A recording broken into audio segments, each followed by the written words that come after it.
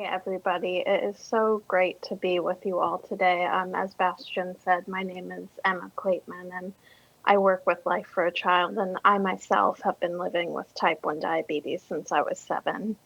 It's very interesting, I'm sure, as many of you know, to work in the diabetes space as well. And it's not just a job for me, and working in such a space is a stark reminder of the health injustices and inequalities faced by so many in global access to diabetes care.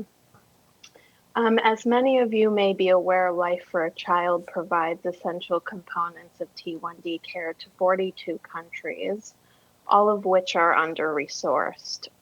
Having type 1 diabetes and living in an under-resourced is a really challenging intersection, as access to even basic components of care is really hard due to low provision and availability, and also the high costs that are unaffordable to too many in need. Can I please have the next slide? Since April, this intersection has become even more perilous for the young people with type 1 diabetes and healthcare providers in under-resourced countries. And this is largely due to the direct impacts of COVID and then the indirect impacts that lockdowns are having on type 1 diabetes management. Now I have the next slide.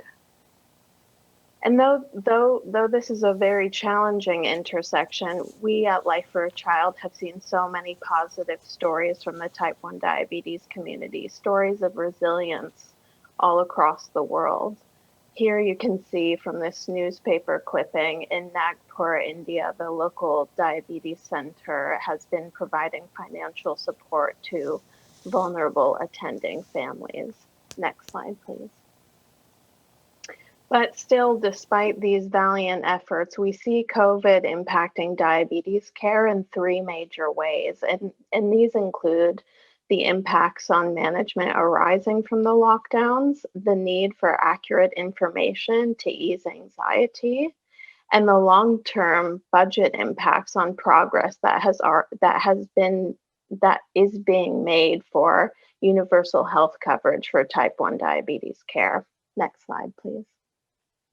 And since April, Life for a Child has been providing emergency funds for a variety of arising necessities in many countries. Next slide, please. And here are just a few photos of the Life for a Child support being received by partner centers here in Guatemala and Uganda. Can I have the next slide, please? And now in this slide, we see just this awesome and fantastic local courage and heroism in Sri Lanka and India. Can I have the next slide, please?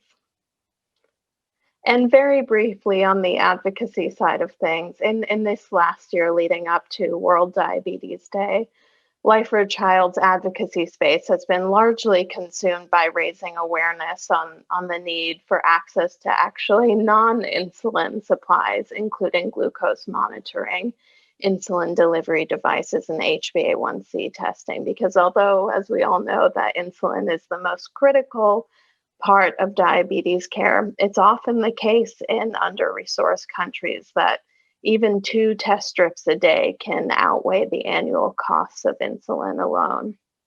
Can I have the next slide, please?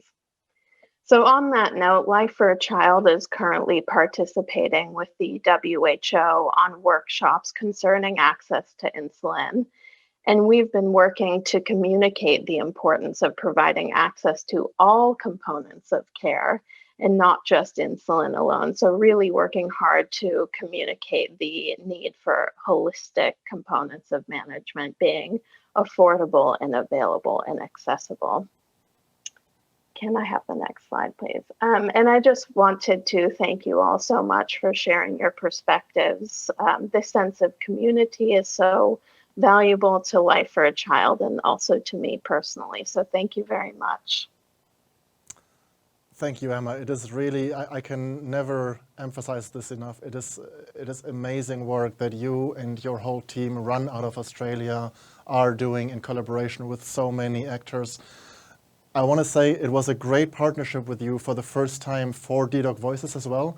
Many of the Ddog Voices especially those from Africa that joined this group for the very, very first time, have come to us through your Life for a Child program. And many of them have done so not only because they are part of your advocacy work now, but they were, as a child, dependent at times by or on insulin that you were delivering. So that also means that some of the great advocates we currently have in our Ddog Voices group, they probably wouldn't be here today had it not been for the work you do across some of the least developed countries in this world. So thank you very much. This is so important, especially as we now move through these difficult COVID times. I know it's been really, really difficult. And I hope you will get a lot more support, especially now with next year, again, the centenary for insulin coming up. I hope this will raise even more awareness and funding so you can do even more of what you do in even more countries. Thank you for joining us.